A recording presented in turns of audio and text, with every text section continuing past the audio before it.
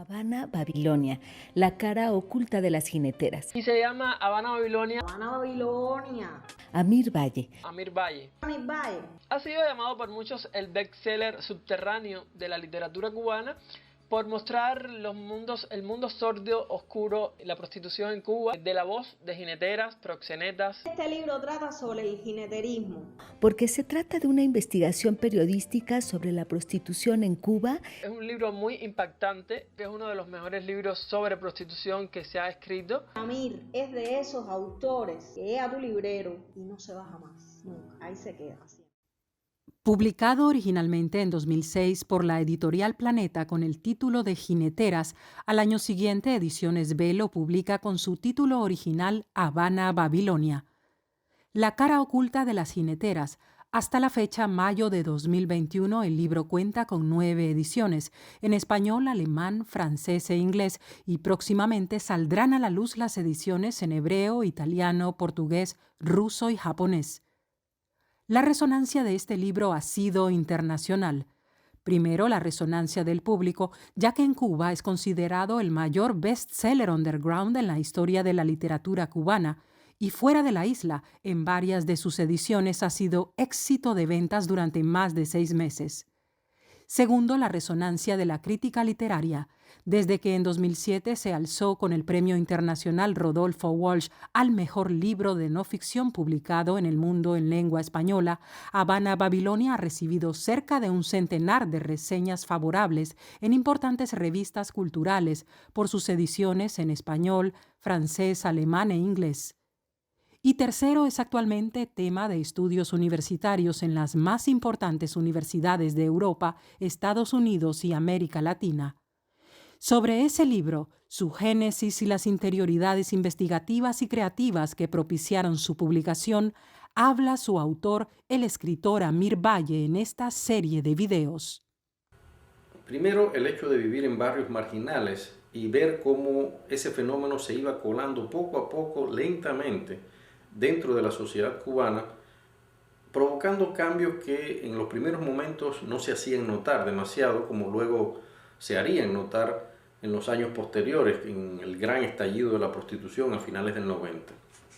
Recuerdo que en 1989, para nosotros como periodistas, estudiantes de periodistas en ese momento, fue todo un suceso la publicación en la revista Somos Jóvenes del famoso caso Sandra. El caso Sandra fue el primer acercamiento serio, muy responsable y muy profundo que se hizo a la prostitución en Cuba después del periodo revolucionario, específicamente a cargo de Luis Manuel García, un periodista que era muy reconocido en ese momento, muy leído en Cuba y que también era escritor, y por supuesto que dio una visión bastante descarnada, poco común para la época, sobre un tema tan complejo que, entre otras cosas, sufría ciertas limitaciones, para no decir censura directamente. Obviamente la censura se puso de inmediato en acción, y recuerdo que el argumento fundamental fue la incongruencia del perfil editorial justamente de ese número de la revista Somos Jóvenes. La incongruencia, según los censores, se debía al hecho de que al tiempo que se publicaba un trabajo que abogaba porque la revolución retomara todas las riendas de la defensa de los derechos de la mujer, en la contraportada de esa misma revista, en un desplegado, se vendía la imagen de una hermosa cubana en bikini bajo el título La novena de la carne.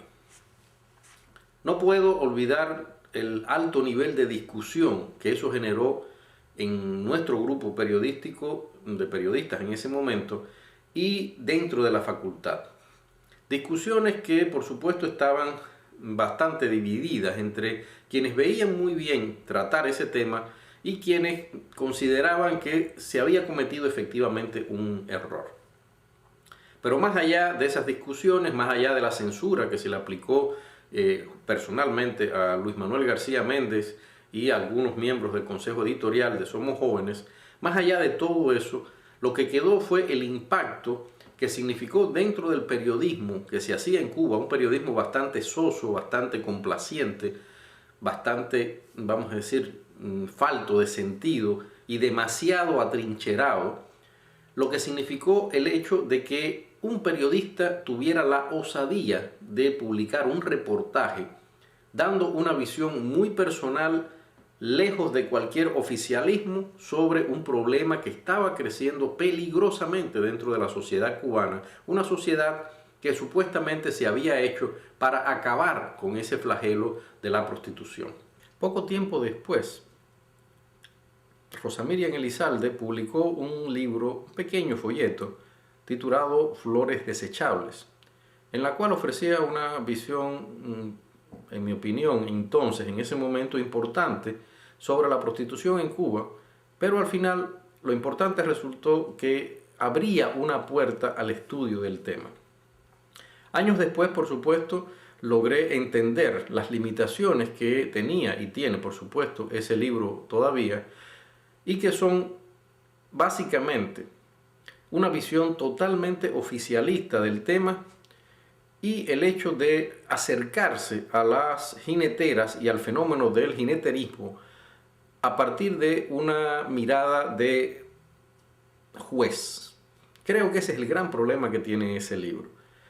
Está todo el tiempo considerando a estas muchachas una especie de transgresoras a las que hay que condenar, y eso hace que se olvide lo que sucede detrás y que ha obligado justamente a que esas muchachas se prostituyan.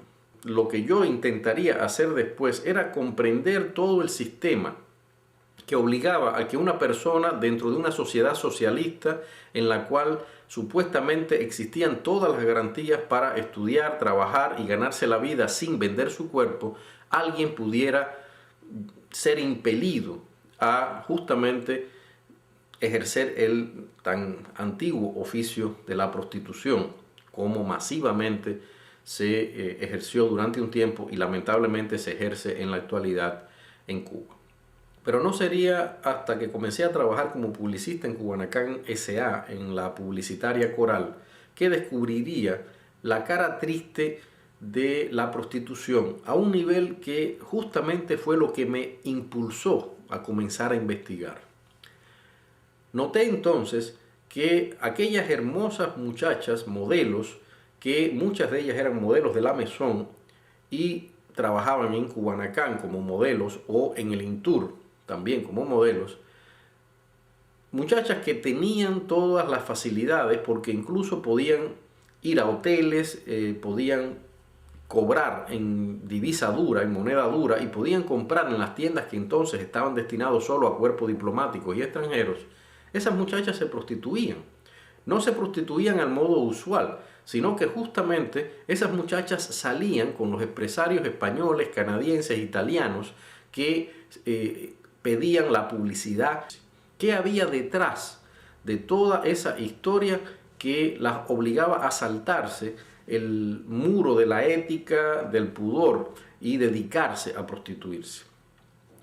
Fue la primera pregunta que intenté responder, y en ese tiempo comencé a hacerlo pensando en escribir. Pensaba como novelista, quería escribir una novela sobre el tema, una novela de un tema que nadie había escrito en ese momento, y esa obsesión se me convirtió en entrevistas con esas muchachas, en conversaciones, o sea, más que entrevistas fueron en esos primeros tiempos conversaciones en las cuales yo trataba de hurgar en esos temas, en las causas que la motivaban. Y comencé a darme cuenta de algo que, por otro lado, ya yo había empezado a notar en los barrios donde yo vivía. Siempre he vivido en los barrios marginales y justamente en esos barrios comenzó a aparecer la figura de la jinetera, pero una figura que resultaba muy interesante. Era la muchacha joven que había crecido en ese barrio, que uno había visto todo el tiempo en esos barrios, que uno sabía que tenía valores, de incluso en muchos casos de familias, muy buenas familias, y de pronto esa muchacha aparecía con un viejo extranjero y dándose un nivel de vida realmente alucinante. Esa contradicción me empezó a llamar la atención y comenzaron a hacer las preguntas. Ahí comenzó a virárseme el trabajo completamente. La idea de hacer una novela se convirtió en la idea de hacer una gran investigación sobre el tema. Por supuesto que como periodista que yo era en esos momentos, intenté hacer algunos contactos para ver dónde se podía publicar el tema. Yo comenzaba en esos tiempos a publicar en las revistas nacionales, básicamente en las revistas culturales, y siempre encontré un rechazo al tema, una especie de fantasma que gravitaba alrededor del tema a partir justamente de lo sucedido con el caso Sandra. En las reuniones incluso de los barrios, la población comenzó a alertar sobre que se estaba yendo de las manos un fenómeno que se le iba a convertir al Estado en una gran bomba. También fue muy importante, debo decirlo, que conocer algunas de esas jineteras, que repito, eran vecinas mías muchas veces, y todas esos contactos, esos puntos de contacto fueron generando nuevas preguntas, hasta el hecho de que yo me decidiera a meterme de lleno en la investigación. Y empecé entonces realmente a buscar todos los contactos. No fue un trabajo, repito, por eso realmente es un proceso. El libro es un proceso de aproximadamente unos 5 años iniciales y después otros 3 años más de investigación, luego de haberlo escrito. Empecé a buscar materiales que soportaran todo el andamiaje que yo tenía en la cabeza que quería hacer. No me interesaba solamente ofrecer la visión de las entrevistadas, sino la visión de todos los elementos que circundaban ese gran fenómeno, de toda esa podredumbre social. Me interesaba mucho eso y por supuesto en ese sentido yo avancé. Pero avancé también mirando hacia atrás, hacia la historia. Empecé a buscar en materiales la historia de la prostitución en Cuba, sobre todo porque nosotros teníamos ese gran monumento histórico que es Cuba como burdel de las Américas, y el hecho de que años después, luego de una revolución social que se hizo justamente para acabar con ese flagelo, que el hecho de que surgiera de nuevo y con tanta fuerza me lanzaba nuevamente un reto como periodista. Lamentablemente, lo debo decir, no recibí el apoyo en absoluto de ninguna de las instituciones periodísticas o de investigación a las que consulté en ese tiempo, y la mayoría de las informaciones, por ello, fueron informaciones que esos mismos funcionarios que me decían que no oficialmente, me pasaban siempre por debajo del telón, como decimos nosotros en Cuba. Si te ha gustado este video, suscríbete al canal, comparte con tus amigos en las redes sociales y activa la campanita de las notificaciones para que te avisemos cuando publiquemos un nuevo video. Muchas gracias.